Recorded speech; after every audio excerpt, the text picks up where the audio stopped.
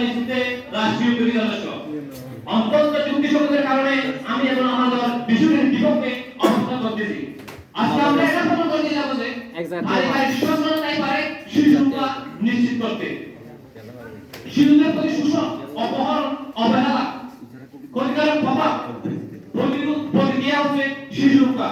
ইউনিসেফের শিশুরা দলটা এমন যেখানে সমস্ত বিশ্বের শিশু ক্ষতিকারক প্রভাব অনুসরণ থেকে মুক্ত। মানে সভাপতি আজ আমরা যদি লক্ষ্য করি তাহলে দেখতে পাই শিশুরা কোন কোন জায়গায় ক্ষতিগ্রস্ত।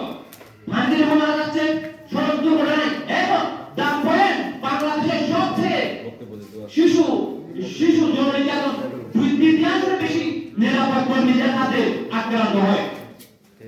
গত 28 তারিখ 1 মাস 2025 উভয় উপজেলার অন্তর্গত 2 নং প্রান্তপাড়া ইউনিয়ন 1 নম্বর ওয়ার্ডের একটি 8 বছরের শিশু পানিতে ডুবে মারা গেছে। তখন কোথায় ছিল আপনার রাষ্ট্রীয় উদ্যোগ?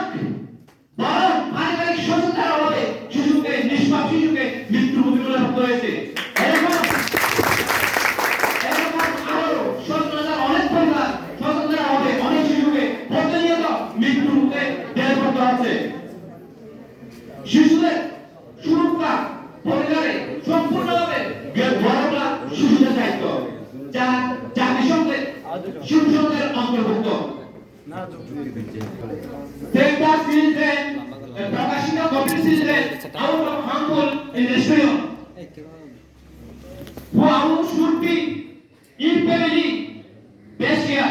এর বিভিন্ন গবেষণা প্রমাণিত ও নানা দেশের অভিজ্ঞতা শিশুরা শিক্ষা প্রতিষ্ঠানের অনুপযুক্ত শিক্ষা প্রতিষ্ঠানে থাকার ফলে শিশুদের আবেগীয় নেতিবাচক প্রভাব পড়ে। অনেক ক্ষেত্রে শিশুদের দেখভালের জায়গার দায়িত্ব হতো কর্মকর্তা কর্মচারী স্বেচ্ছাসেবক এবং পরিদর্শনকারীদের হাতে নির্যাতিত হয়। অনেকেই প্রচার চলতে থাকে। মানে সভাপতি যেখানে রাষ্ট্রীয় উদ্যোগতার কাছে শিশু অনিরাপদ সেখানে আমরা কি করে বলতে পারি রাষ্ট্রীয় উদ্যোগ যথেষ্ট? বরং পরিবারের সচেতনতাই পারে একটি শিশুকে নিরাপদ ভবিষ্যৎ প্রজন্ম উপহার দিতে। ধন্যবাদ। আসসালামু আলাইকুম ওয়া রাহমাতুল্লাহ।